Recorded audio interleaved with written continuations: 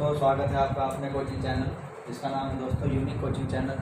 दोस्तों, कल soil mechanics में हमने सेडिमेंटेशन एनालिसिस स्टार्ट किया था, जिसमें हम पिपेट एनालिसिस कंप्लीट कर चुके थे। ठीक है दोस्तों, आज हमारा जो टॉपिक है दोस्तों, हाइड्रोमीटर एनालिसिस कैसे किया जाता है, क्या होता है हाइड्रोमीटर एनालिसिस, आज का हमारा ये टॉपिक है। मोस्ट इम्पोर्टेंट टॉपिक होता है दोस्तों, दोनों ही हमारे हाइड्रोमीटर एनालिसिस भी और पिपेट एनालिसिस भी। ठीक है दोस्तों, हाइड्रोमीटर एनालिसिस देखते हैं।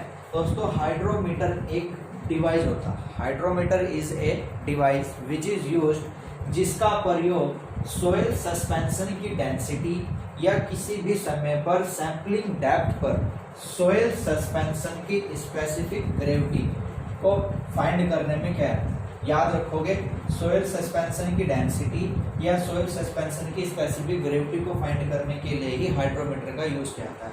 दोस्तों, यहाँ से क्वेश्चन ये नहीं आते कि कैसे कैसे करते हैं, ये बताइए।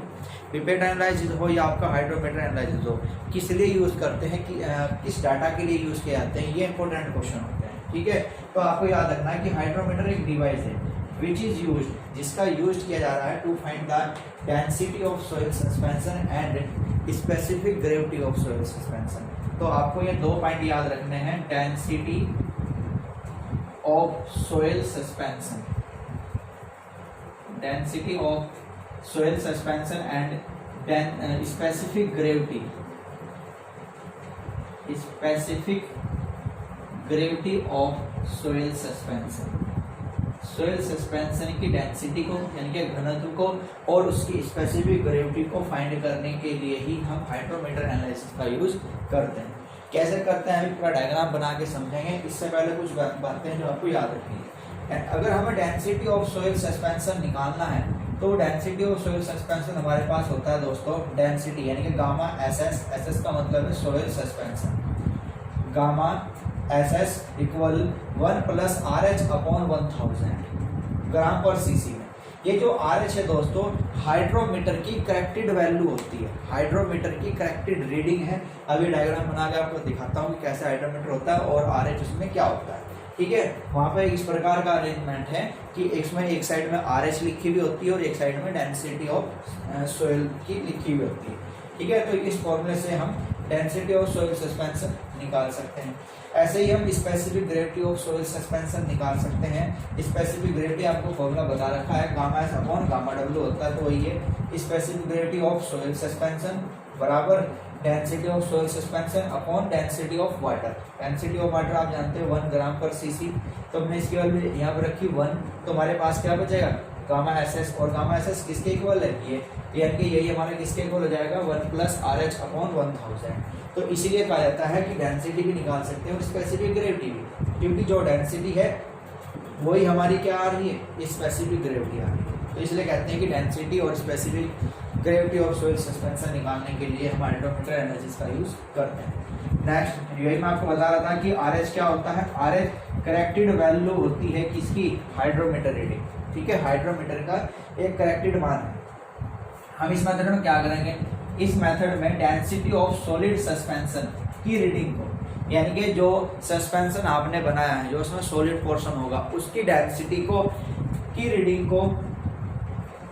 रीडिंग के द्वारा किसी भी टाइम पर प्रेजेंट वेट ऑफ सॉलिड को डायरेक्टली कैलकुलेट किया जा सकता है। वेट ऑफ सॉलिड को क्या रहा है कि डायरेक्टली कैलकुलेट कर सकते हैं। वेट ऑफ सॉलिड का मतलब गामा एस डायरेक्टली कैलकुलेट कर सकते हैं। कैसे कर सकते हैं, अभी डायग्राम में देखेंगे, उसमें इस प्रकार का अरेंजमेंट होता है कि एक साइड उसमें RH लिखा हुआ होता है, एक साइड उसमें गामा एस लिखा होता है। तो जितना इसमें सैंपल होगा उसी के अकॉर्डिंग हम इसकी वैल्यू डायरेक्टली वहां से उठा सकते हैं। ठीक है, तो वही कह रहा है ये कि जो सॉलिड सस्पेंशन आपने बनाया है उसके बेसिस पर किसी भी समय पर किसी भी सैंपलिंग डेप्थ पर आप डेंसिटी ऑफ सॉलिड या weight of solid gamma S को आप डायरेक्टली फाइंड किया जा सकता है, यहाँ से डायरेक्टली बताया जा सकता है। अब वो कैसे बताएंगे, अभी देखते हैं उसके डायग्राम के थ्रू, प्रोसीजर में।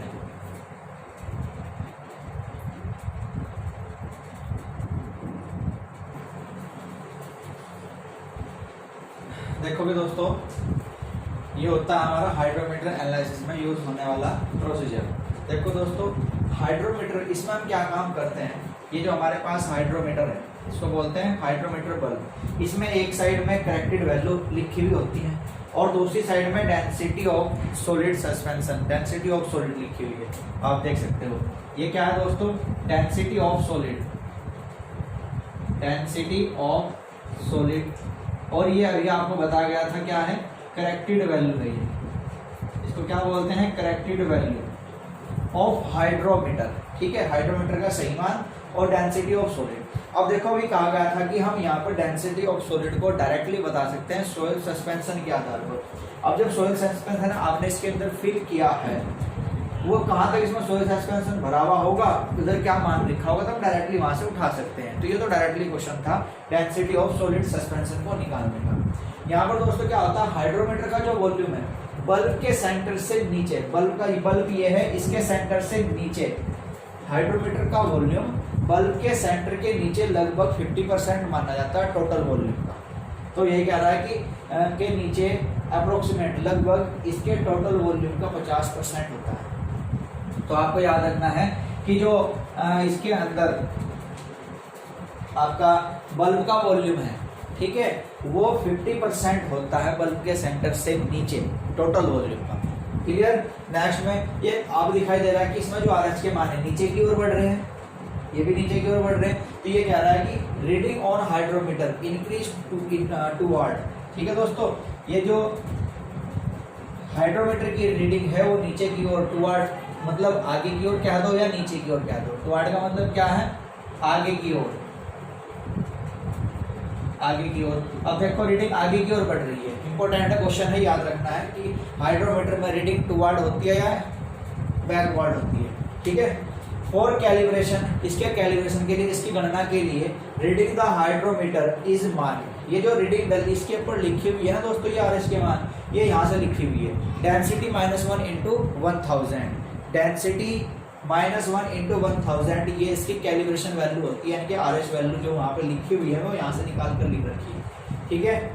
फिर क्या रहा है कि हाइड्रोमीटर में परसेंटेज फाइनर, एंड आपको कल लिखवाया था, परसेंटेज फाइनर या फाइनेंस को इनडायरेक्टली कंप्यूट किया जा सकता है, इनडायरेक्टली कैलकुलेट किया जा सकता है डिफरेंट टाइम इंटरवल पर, अलग अलग समय अंतराल पर, सैंपलिंग डेप्थ HE पर, सैंपलिंग डेप्थ जो पिपेट में फिक्स थी 10 सेंटीमीटर, ये कह रहा है कि डिफरेंट समय अंतराल पर और सैंपलिंग डेप्थ HE पर डेंसिटी ऑफ सोइल सस्पेंशन को नोट करके, डेंसिटी ऑफ सोइल सस्पेंशन अगर आप यहाँ से नोट कर लेते हो तो हम परसेंटेज फाइनर को इनडायरेक्टली फाइंड कर सकते हैं। इनडायरेक्टली कर रहे हैं, डायरेक्टली नहीं, क्योंकि इनडायरेक्टली मतलब क्या, आप यहाँ से डेंसिटी ऑफ सोइल सस्पेंशन उठाओगे, उसको कैलकुलेट करके परसेंटेज फाइनर निकलेगा। डायरेक्टली तो ये था कि जो वैल्यू यहाँ थी इसके इधर देख लीजिए, डेंसिटी ऑफ सॉलिड उठा ली, वो डायरेक्टली था। तो ये डायरेक्टली नहीं मिलेगी आपको, इनडायरेक्टली मेथड के थ्रू ही आप इसको फाइंड करोगे, इनडायरेक्टली मेथड के थ्रू, ठीक है। इनडायरेक्टली मेथड से हम क्या निकाल रहे हैं, परसेंटेज फाइनर को निकाल रहे हैं, जो कि डिपेंड कर रहा है हमारा HE पर, ठीक है दोस्तों, और विभिन्न टाइम इंटरवल पर, इस पर डिपेंड कर रहा है। अभी विभिन्न टाइम इंटरवल पर और सैंपलिंग डेप्थ पर इसको कैसे फाइंड करते हैं ये देखते हैं। इसमें दोस्तों नीचे सेंटर ऑफ बल्ब से नीचे कोई हैवी मेटल्स भर देते हैं जो नीचे की ओर इंडिकेट करता रहता है, ठीक है। ये कैसे कैसे अप्लाई होगा अभी देखेंगे इसके नेक्स्ट प्रोसीजर में।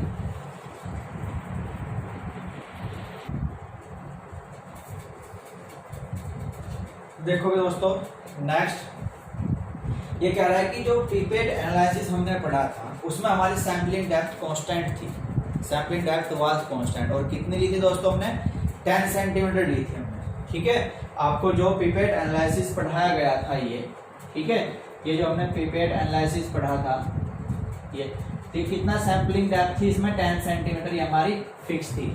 बट यहाँ पर जो सैंपलिंग डेप्थ है दोस्तों वो किस प्रकार रहती है ये देखना। हाइड्रोमीटर मेथड में sampling depth goes on increasing with increase in time and settlement of particle. ये कह रहा है कि जो आपका हाइड्रोमीटर एनालिसिस है उसमें सैंपलिंग डेप्थ बढ़ती है समय और सेटलमेंट ऑफ पार्टिकल, समय बढ़ने पर और पार्टिकल के बैठाव के बढ़ने पर सैंपलिंग डेप्थ भी बढ़ती जाती है। दोबारा सुन लो हिंदी में, हाइड्रोमीटर मेथड में सैंपलिंग डेप्थ बढ़ती जाती है समय के साथ बढ़ने पर और पार्टिकल ऑफ सेटलमेंट, पार्टिकल के बैठाव के बढ़ने पर, समय के बढ़ने पर और पार्टिकल के बैठाव के बढ़ने पर सैंपलिंग डेप्थ भी बढ़ती जाती है। ठीक है, ये हो क्यों रहा है? ड्यू टू, जिसके कारण विच कैलिब्रेशन ऑफ हाइड्रोमीटर, जिसका कारण है, ये जो कारण बन रहा है कि ऐसा क्यों हो रहा है, ये केवल कारण उत्पन्न हो रहा है हाइड्रोमीटर के कैलिब्रेशन के कारण। ठीक है दोस्तों, हाइड्रोमीटर का जो कैलिब्रेशन है डेंसिटी -1 इंटू 1000, ठीक है दोस्तों, RH अभी लिखवाया था डेंसिटी -1 इंटू 1000। ये जो कैलिब्रेशन हम कर रहे हैं इसके अलग अलग टाइम इंटरवल पे कर रहे हैं, तो टाइम इंटरवल भी तो बढ़ रहा है ना। या टाइम मान लो हमने कोई 10 सेकंड पे किया, फिर टाइम चेंज किया, अब 10 सेकंड से कम थोड़ा ना होगा, टाइम तो आगे बढ़ेगा ही।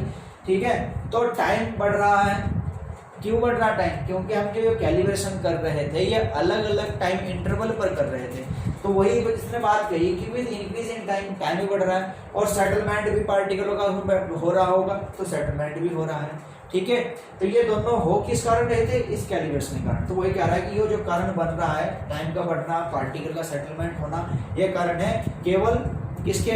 हाइड्रोमीटर के कैलिब्रेशन के कारण। और ये हाइड्रोमीटर कैलिब्रेशन हो कब रहा? जब आप प्रत्येक टेस्ट कर रहे थे। ठीक है, सेडिमेंटेशन जार को करने से पहले आप प्रत्येक टेस्ट जो कर रहे थे अलग अलग टाइम इंटरवल पर, उसके कारण ही आपकी सैंपलिंग डेप्थ इसमें बढ़ती है। तो यहाँ पर याद रखोगे, इंपॉर्टेंट क्वेश्चन बनता है कि हाइड्रोमीटर मेथड में सैंपलिंग डेप्थ कांस्टेंट नहीं होती, जबकि पिपेट में ये कांस्टेंट होती है 10 सेंटीमीटर। ठीक है दोस्तों, याद रखोगे। तो देखो, हमने कल पिपेट एनालिसिस में पार्टिकल साइज पढ़ा था निकालना, D इक्वल टू आपका √HE/T, K √HE/T, K क्या था हमारे पास? √18μ/G-1 into gamma W। ठीक है दोस्तों, ये फॉर्मूला कल आपको लिखवाया था साइज ऑफ पार्टिकल का। ठीक है, फिर परसेंटेज फाइनल का फॉर्मूला होता है हमारे पास ये RH/1000 into G/G-1 upon M/V into 100%। इससे हम परसेंटेज फाइनल निकाल सकते हैं। जी यहाँ पर स्पेसिफिक ग्रेविटी है, RH करेक्टेड वैल्यू है जो ये लिखी हुई है। ठीक है दोस्तों, और M/V आप जानते हो क्या है। क्वेश्चन ये हो रहा है कि ये करेक्टेड, कौन सी करेक्टेड वैल्यू होगी इनमें करेक्ट है कौन सी वैल्यू? ठीक है, तो इसके लिए दोस्तों कि RH का मान करेक्ट कौन सा होता है? अब देखो क्या है ये कुछ इस टाइप का हमारे पास होगा। ये जो हाइड्रोमीटर इस टाइप से है, मान लो यहाँ पर इसमें लिखी हुई होती है दोस्तों, ये होती है इसकी एक्चुअल वैल्यू। और दोस्तों जब आप ऊपर से पढ़ रहे हो, मान लो आपने एक्चुअल वैल्यू तो ये थी, यहाँ पढ़नी थी हमें, कोई वैल्यू हमें यहाँ पढ़नी थी, बट आप किसी कारण से यहाँ पढ़ दिए, तो जब इससे आप ऊपर पढ़ दोगे तो वो आपकी ऑब्जर्व्ड वैल्यू कहलाएगी, ऑब्जर्व्ड वैल्यू। ठीक है दोस्तों, मान लो पढ़नी तो हमें यहाँ पे थी एक्चुअल वैल्यू, तो हमारी ये एक्चुअल वैल्यू जिसे हम RH बोल रहे हैं वो तो ये, आपने इसके बजाय यहाँ पे पढ़ दी RH डैश पढ़ दी, तो ये सही मान थोड़ा है ना होगा। तो फिर इस सही मान को, इस सही वैल्यू को, इस ट्रू वैल्यू को कैसे फाइंड करें? RH डैश मिली आपको, तो हमें तो RH चाहिए था, तो कैसे फाइंड करें? तो दोस्तों इस RH को निकालने के लिए, क्योंकि हमारे पास तो हम मान के चले फिलहाल हमने जो वैल्यू ले रखी है वो ऑब्जर्व्ड वैल्यू है, यानी कि RH डैश है, हमें निकालना RH है। तो RH को निकालने के लिए उस पर कुछ करेक्शन, कुछ संशोधन करना पड़ेगा। ठीक है दोस्तों, तो यहाँ 3 प्रकार का करेक्शन है, वो देखते हैं कौन कौन सा है।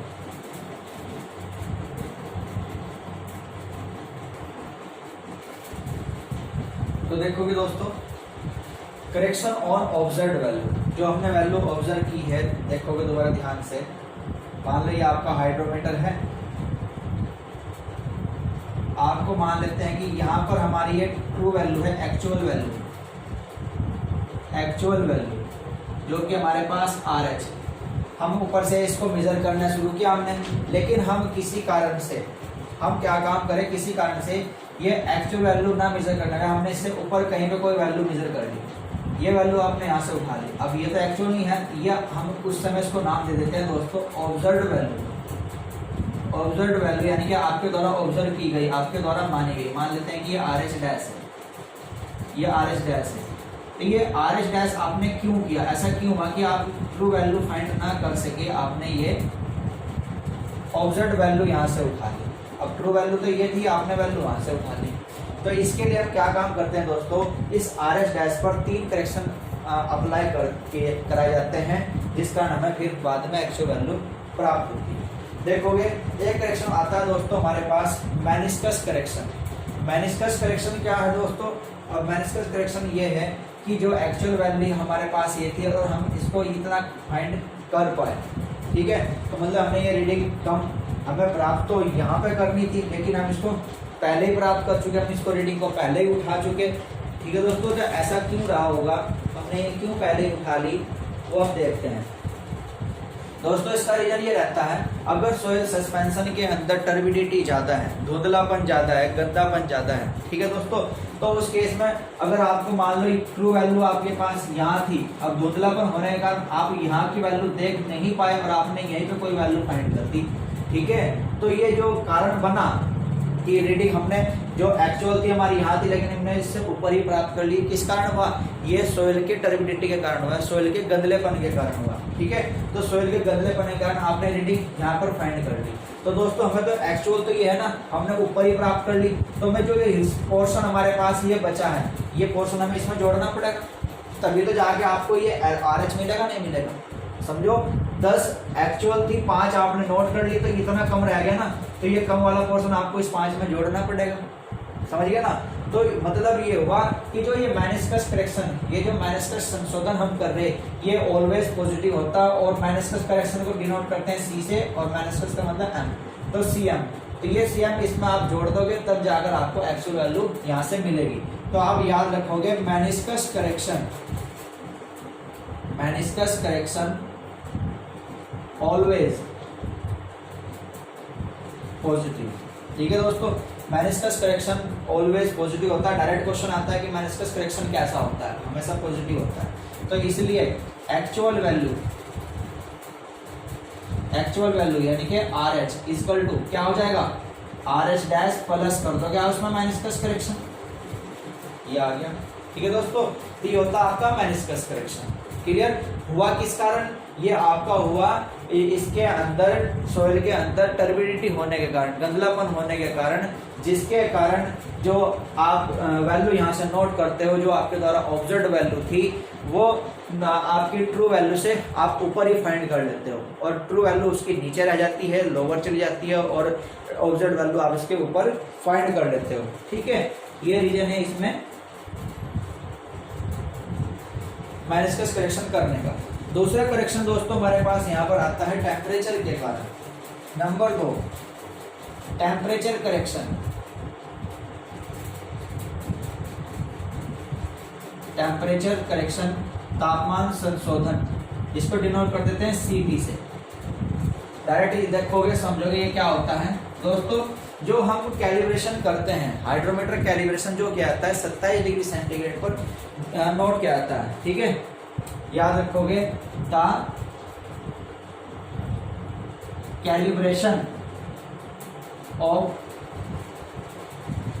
Hydrometer is done at 20 degree centigrade. याद रखोगे, जेईई के लिए इंपॉर्टेंट क्वेश्चन है ये, जेईई एग्जाम के लिए मोस्ट इंपोर्टेंट क्वेश्चन है कि हाइड्रोमीटर का जो कैलिब्रेशन करते हैं हम 27 डिग्री सेंटीग्रेड पर नोट करते हैं दोस्तों।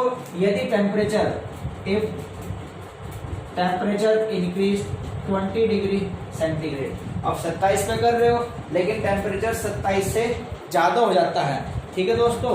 तो उस केस में आप याद रखोगे जो आप करेक्शन कर रहे हैं टेम्परेचर करेक्शन, टेम्परेचर करेक्शन, उस केस में टेम्परेचर करेक्शन दोस्तों पॉजिटिव होगा। उस केस में टेम्परेचर करेक्शन क्या होगा, पॉजिटिव होगा। और यदि टेम्परेचर लाइज है आपका 20 डिग्री सेंटीग्रेड से, तो उस केस में दोस्तों CT आपका नेगेटिव होगा, ये याद रखोगे, इंपॉर्टेंट बात है, ठीक है। टेम्परेचर करेक्शन आपको याद रखना है कि जो हमारे पास हाइड्रोमीटर रीडिंग है या हाइड्रोमीटर का जो कैलिब्रेशन है हम 27 डिग्री सेंटीग्रेड पर नोट करते हैं, ठीक है। तो अगर किसी भी कंडीशन में टेम्परेचर 27 डिग्री सेंटीग्रेड से ज़्यादा चला जाता है तो आपका टेम्परेचर करेक्शन पॉजिटिव होगा, और यदि 27 डिग्री सेंटीग्रेड से कम रहता है तो टेम्परेचर करेक्शन दोस्तों नेगेटिव होगा, ठीक है। तीसरा करेक्शन हमारे पास यहाँ पर आता है दोस्तों डिस्पर्सिंग एजेंट का। डिस्पर्सिंग एजेंट भी अगर इसमें मिला रखा हो तो फिर क्या इफेक्ट पड़ता है ये देखते हैं। तो देखोगे दोस्तों नेक्स्ट हमारे पास जो टेम्परेचर करेक्शन है, तो ओवरऑल वहां से जो हमारे पास एक्चुअल वैल्यू निकल के आएगी दोस्तों, RH डैश में हम क्या काम करेंगे दोस्तों, उस टेम्परेचर करेक्शन को उसके अंदर हम प्लस कर देंगे या फिर उसके अंदर से माइनस कर देंगे, क्योंकि टेम्परेचर बढ़ रहा है तो प्लस में है, टेम्परेचर घट रहा है तो माइनस में है। तो हमारे पास यहाँ पर एक्चुअल वैल्यू आ जाएगी दोस्तों ये RH dash observe value plus minus CD, ठीक है।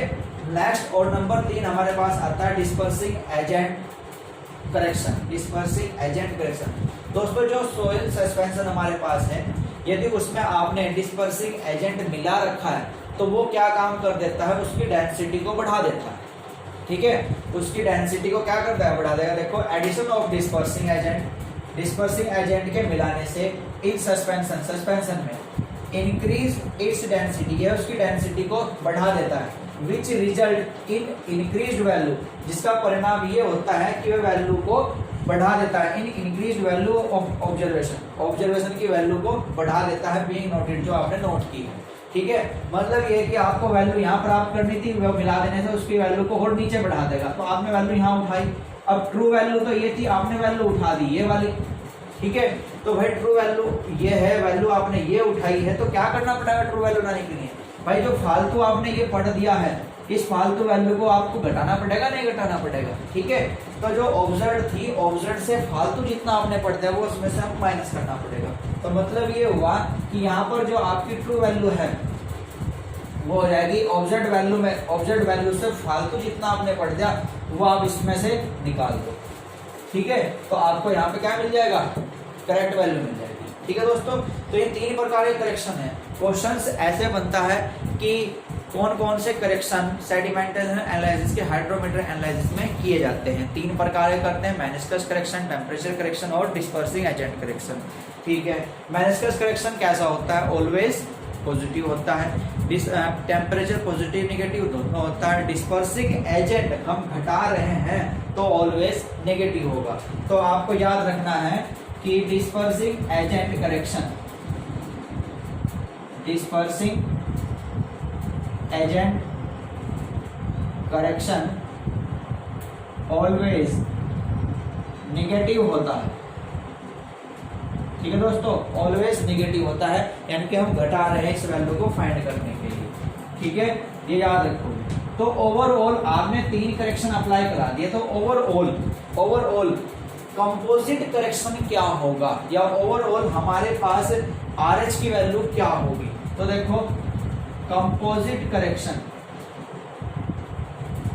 कंपोजिट का मतलब संयुक्त करेक्शन, मान लिया C है, ये बराबर क्या होगा, ये बराबर होगा आपका मेनिस्कस के कारण वो तो पॉजिटिव था तो प्लस CM, फिर टेम्परेचर के कारण वो प्लस माइनस दोनों था यानी कि CT, और फिर डिस्पर्सिंग एजेंट के कारण, तो ये आपका क्या होगा, कंपोजिट करेक्शन होगा। तो इसलिए एक्चुअल हाइड्रोमीटर रीडिंग कितनी हो जाएगी, एक्चुअल हाइड्रोमीटर रीडिंग यानी कि RH equal to RH dash है आपके पास, आप इस पर ये करेक्शन अप्लाई करोगे। पहला मेनिस्कस करेक्शन जो पॉजिटिव है जोड़ दोगे, दूसरा टेम्परेचर करेक्शन जो नेगेटिव है घटा दोगे, और तीसरा डिस्पर्सिंग करेक्शन जो नेगेटिव है उसको भी आप घटा दो। तो ओवरऑल यहाँ से ये फाइनल वैल्यू आपके पास निकल कर आएगी, ठीक है दोस्तों। तो ये थी आपकी हाइड्रोमीटर एनालिसिस, सेडिमेंटल एनालिसिस का दूसरा part, hydrometer analysis most important है। उम्मीद होगी कि आपको पिपेट एनालिसिस और हाइड्रोमीटर एनालिसिस में दोनों में क्या डिफरेंस है, कैसे करते हैं, दोनों समझ में आए होंगे, ठीक है दोस्तों। पूरा आपको हिंदी मिक्स और इंग्लिश मिक्स करके समझाया गया है, उम्मीद है कि आपके ये समझ में आया होगा दोस्तों। इसको पढ़ने की कोशिश करना, घर बैठकर थोड़ा पढ़ना। अब नेक्स्ट वीडियो जब आपको मिलेगी मंडे मिलेगी, क्योंकि आप जानते हो हमारे क्लास का जो शेड्यूल है दोस्तों मंडे टू फ्राइडे होता है, ठीक है। तो नेक्स्ट जो वीडियो आपको मिलने वाली है वो आपको मंडे में मिलेगी, क्लियर दोस्तों। तो इसकी प्रैक्टिस करना, मिलते हैं मंडे में नेक्स्ट वीडियो के साथ। आज का ये जो टॉपिक है हमारा यहीं पर एंड होता है, ठीक है दोस्तों, धन्यवाद।